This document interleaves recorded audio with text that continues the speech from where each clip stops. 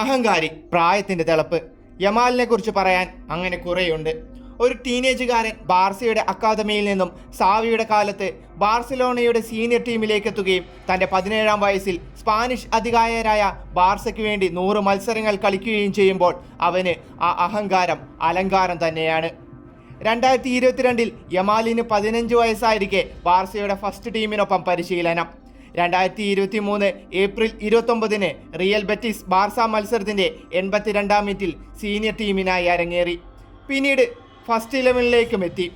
കഴിഞ്ഞ ദിവസം ചാമ്പ്യൻസ് ലീഗിൽ ഇന്റർ മിലാനെതിരെ ഇറങ്ങുമ്പോൾ തൻ്റെ ബാർസ ജേഴ്സിയിലെ 100-ാമത്തെ മത്സരവും 22-ാമത്തെ ഗോളും പൂർത്തിയാക്കി. ഈ സീസണിൽ ബാർസ എത്ര തോറ്റു നിന്നാലും മത്സരത്തിന്റെ അവസാന വിസിൽ മുഴങ്ങുമ്പോൾ ബാർസ ഗോളുകൾ അടിക്കുന്ന എണ്ണത്തിൽ ബഹുദൂരം മുന്നിലാവും. ബാർസയുടെ ആക്രമണങ്ങളുടെ എല്ലാം തുടക്കം ഒന്നുകിൽ ബ്രസീലിയൻ താരം റഫീനിയോ അല്ലെങ്കിൽ യുവതാരം യമാലിൽ നിന്നുമാകാം.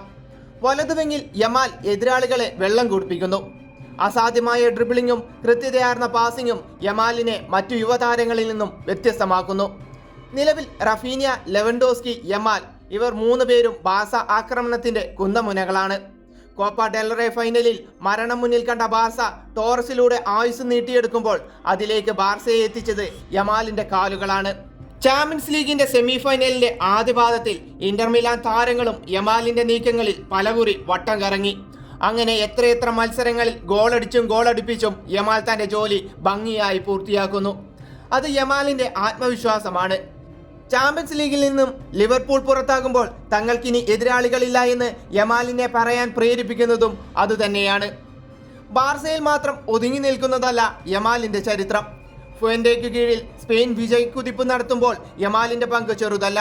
കാലങ്ങൾക്ക് ശേഷം സ്പെയിൻ ഒരു കിരീടത്തിൽ മുത്തമിടുമ്പോൾ ഫുവന്റയുടെ തന്ത്രങ്ങളും റോഡ്രി, പെഡ്രി, ഗാവി, കാർവഹാലിനൊപ്പം യമാൽ വില്യംസ് ഡുവോയും വലിയ സംഭാവനകൾ നൽകി.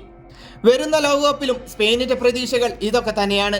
ബാർസയുടെ കാര്യത്തിൽ കോപ്പ ഡെൽ റേ നേടിയ സ്ഥിതിക്ക് ഇനി ചാമ്പ്യൻസ് ലീഗ്, ലാ ലീഗ എന്നിവയിൽ കിരീടത്തിൽ കുറഞ്ഞതൊന്നും ബാർസ ആഗ്രഹിക്കുന്നില്ല.